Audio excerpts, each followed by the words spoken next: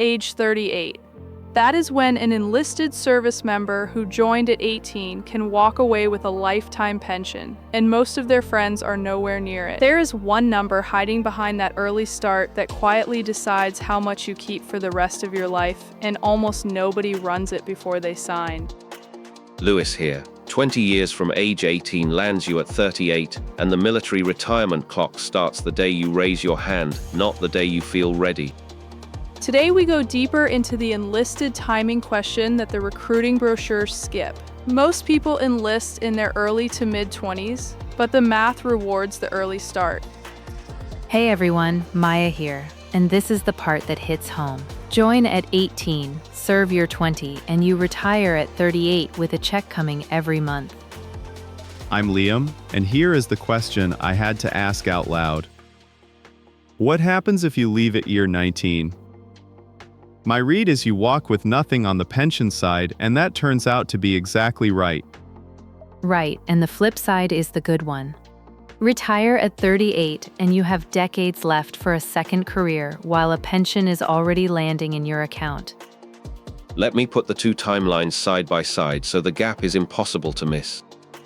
We already ran this experiment across every cohort, and the early starter always crosses the line first. Join at 18 and the clock starts. 20 years of service brings you to 38, and the pension begins. Start at 25 instead, and that same 20 years carries you to 45. 7 years, that is the head start, and it is the thread for the whole video. Maya, before I close this out, hand me the question everyone types under these videos. Yes, and it is the honest one. People want to know, is joining right at 18 actually smart? Or are you just throwing away your early 20s? We answer exactly that by the end. First, what the early start is worth in real money. Lewis, walk us through the pension check. The pension is not a vague promise. It is a formula, and the formula is short enough to do on a napkin. Under the blended retirement system, the math is simple. 2% times your years of service times the average of your highest 3 years of basic pay.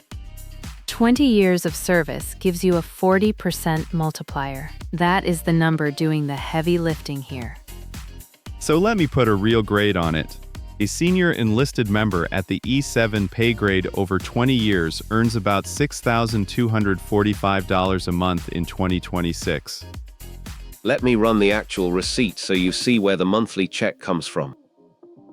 We start with that high 3 base of $6,245. Apply the 40% multiplier, and the take-home pension lands at roughly $2,498 a month. And start that at 38 instead of 45, and you collect that check for 7 extra years before you would have even retired on the late path. Wait, here's the trap nobody says out loud. If you leave at 19 years instead of 20, how much of that check do you get? None of it. None. So the 20-year cliff is real, and that is the discipline an early start buys you the room to actually reach. There is more to it than the headline number. The check is tax advantaged, and it adjusts with a cost of living increase, so it grows after you stop working. Liam, you have had your hand up. Go ahead, because this is the question that decides whether you trust the whole pitch. Yes, and it is a fair one. If the pay table changes every year, how can anyone promise me what my pension will be in 20 years? Fair question, and the answer is the formula, not the dollar figure, is what is locked. The percentages hold. The base just rises with each raise. Liam, take us to where the early start really compounds. One thing before the next part, and then we move right on. If any of this is clicking, tap that like, hit subscribe, and ring the bell for the next one. It takes a second, it costs nothing, and it helps more than you would think.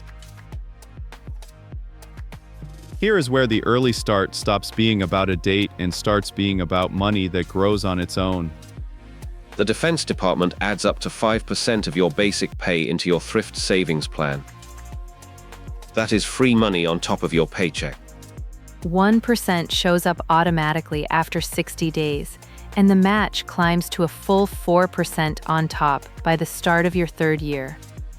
There is a catch worth saying plainly.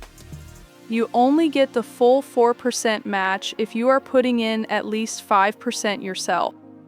Leave that on the table and you are turning down a raise. So picture two recruits. Rias enlists at 18 and contributes from day one. Brooks enlists at 25 and does everything the same just 7 years later. The early dollars are the ones that get the most decades to grow, so by age 50 the gap is far wider than just 7 years of deposits. By age 50 the early starter can be sitting on several times the balance, and they never contributed $1 more per month. The difference is purely time. That is the part that should make you sit up. It should. The 5% match is identical for both of them. The early starter just let it ride for 7 more years, and that alone widened the gap.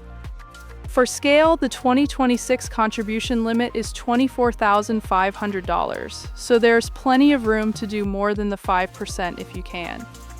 And the lesson under all of it is the one investors repeat. Time in the market beats the size of any single deposit, and an early start is just more time. So the early start wins on the pension and on the match. That makes the next question the real one. Who should join at 18 and who should genuinely wait? Here is the fork that actually matters, because the math we just ran does not mean everyone should sign at 18. Lewis thinks the early enlistment is the smart default. Maya thinks plenty of people are better off waiting. I am going to keep them honest and land on a real answer. The case for 18 is the whole video in one line. Every year you delay pushes your pension and your match a year later, and you can never buy that time back. If you are ready, the cost of waiting is measured in years of your life and dollars you will never see. And the cost of joining before you are ready is just as real. An 18-year-old who needs a degree first, or a specific officer track, or honestly just more maturity, can lock into the wrong job and resent every day of it. Maya, push back on Lewis directly. Is the time advantage really wasted if you wait? It is not wasted if those years buy you a better path. Use tuition assistance, that is up to $4,500 a year, or the GI Bill, and you can commission later as an officer. An officer pension on a higher base can dwarf the Head Start. That is fair, and I will concede the officer path changes the math, but notice you can do most of that from inside. Enlist at 18, use tuition assistance while you serve, then go to officer candidate school as a prior enlisted member with years of seniority already banked. Hold there, Maya. What is the honest downside of Lewis's enlist then commission route? The downside is it assumes an 18-year-old knows themselves well enough to commit. Some do, and they should go. Some need 2 years to grow up first, and forcing the clock just trades a pension head start for a discharge they did not plan. We do not actually disagree as much as it sounds. Neither of us is saying everyone should enlist at 18. No, we are saying the same thing from two ends. The math rewards starting early, and starting early only works if you are actually ready to finish. Then here is the verdict, and the sources back it.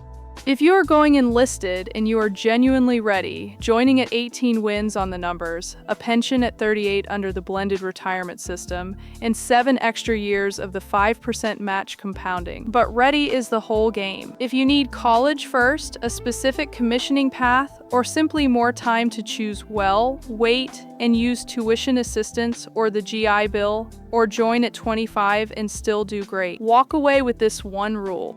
The early start only wins if you actually finish, so the worst outcome is not waiting, it is signing early for the wrong job and never reaching the 20. Here it is in one breath. The retirement clock and the 5% match both reward an early start, so a ready 18-year-old can reach a pension at 38. If you are weighing it tonight, do not rush, get ready. Pick the right job, then start the clock the day you are sure. Send this to anyone you know who is 18 and staring at a recruiter's office. That 7-year head start is the one thing they cannot get back later. Next time, the question right behind this one. Wait until you see whether an officer candidate school commission is worth giving up that enlisted head start. If this helped you think it through, subscribe and hit like so we can keep building this all-branch military guide for you. So here is the one for the comments. If you could go back, would you enlist at 18, wait for an officer path, or skip it entirely? One strong metaphor beats 5 weak ones. See you next time.